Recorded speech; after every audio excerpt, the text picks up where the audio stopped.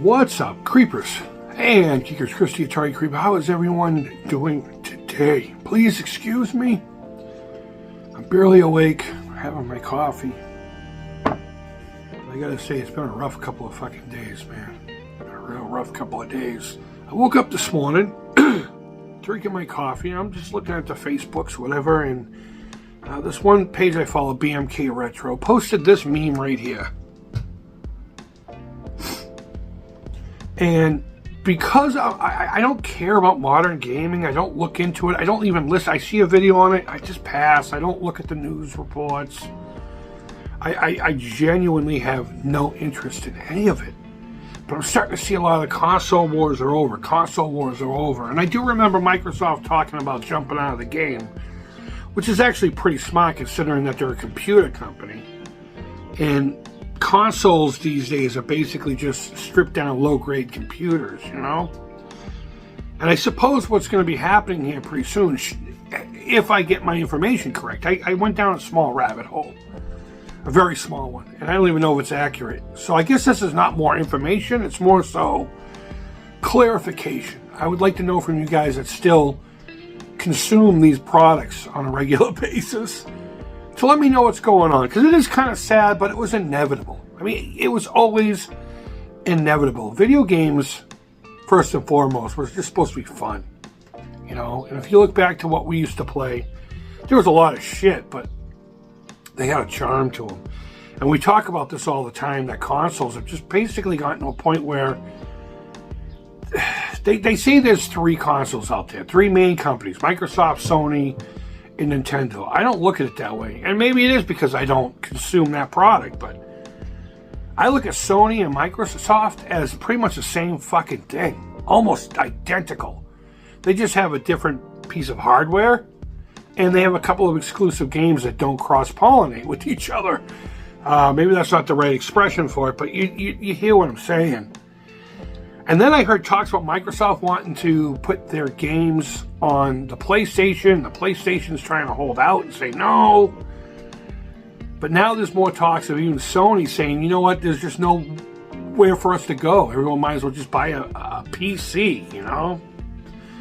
So I really don't know. And if you lump it like how I just said with Microsoft and Sony pretty much being the exact same thing, that leaves them and then Nintendo, because Nintendo's always gone off and done their own thing. I talk a lot of shit about Nintendo. I honestly have no problem with the company itself. I think that they're sticking true to what they do, and they're doing it very well, and they always have. They always have. They'll jump into little trends here and there to keep a little pocket of it for you. Sure. And in a lot of cases, if it's my understanding, a lot of it's like watered down versions and stuff like that. Maybe their consoles have caught up. I don't know. But when I see Nintendo, I think fun. I think colorful. I think fun. I mean, fun and colorful. I mean, I guess that's all you really fucking need to know. Whereas with Sony and Microsoft, I see cold. I see gray. I feel almost like a void, a loss. You know what I mean? It's bizarre, and I can't articulate it how I would like to, or at least how I feel when the names come up. So I guess it makes sense that we're getting to a point where the video game market is probably strictly just going to be, oh, I'm looking for my phone, I'm talking to the fucking thing. You know, cell phones and computers. The technology's really caught up that much. And the idea of a console at home is kind of like a novel thing now. It's like a novelty. It's going to get there. I mean, physical media is slowly going away, and that sucks. I hate everyone who's for that. Because you're never going to be able to own anything. You're never going to be able to own anything. I got a whole bunch of DVDs and Blu-rays and stuff in a box over there. Sure, it takes up space, but you know what? I can get to it whenever I want. When physical media is gone, I mean, you'll be lucky if it's on a streaming service. And if it's not, maybe you have to pay $19.95 to watch it again. And you'll have it for like 3 days and it'll be gone. Or if they, like what Sony did earlier this year, I think it was Sony, they just basically shut something down and everything that you had in there, gone. Have a nice day. Again, clarification on that, please. More so seeking that than I am giving information, because I am not the authority to speak about modern gaming. But what I can talk about is how I feel about gaming in general, and how this is actually kind of a sad time. I don't consume those products. I don't. But I love video games. I do. I just happen to like the stuff that came before. And it's sad. It's fucking sad to see this happening. It's not a big deal. I mean, I don't care either way.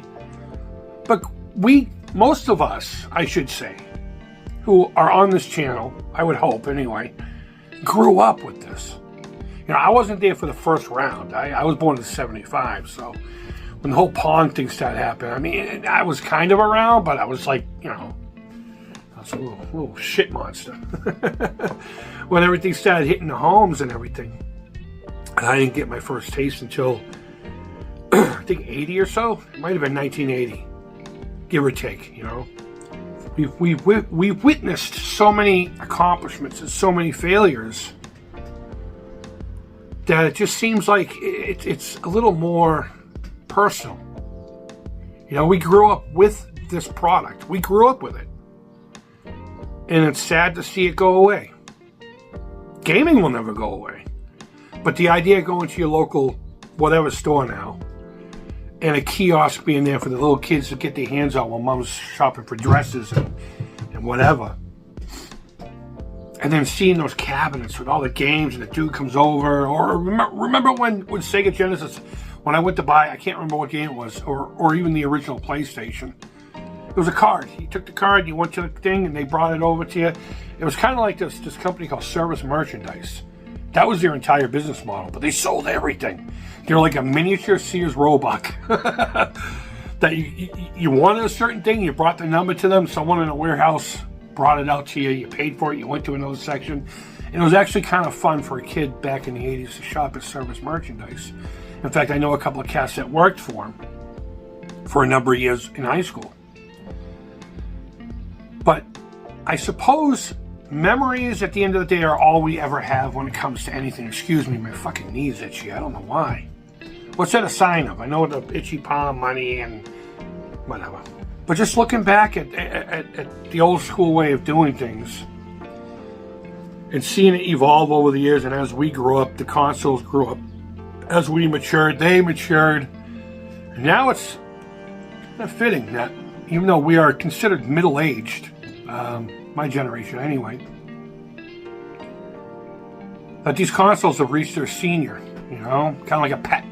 Kind of like a pet. And it's going to be sad to see it go away. Inevitable, I know. But if you think it's not that dire, let me know down in the comments below. I don't know. It's not my bag. I can only read what I can read on here and watch a couple of videos.